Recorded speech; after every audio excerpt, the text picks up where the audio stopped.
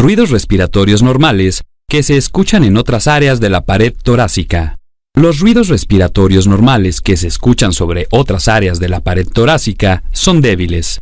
Se escuchan durante toda la inspiración y al inicio de la expiración. Escuche con cuidado estos ruidos respiratorios normales que se escuchan sobre otras áreas de la pared torácica.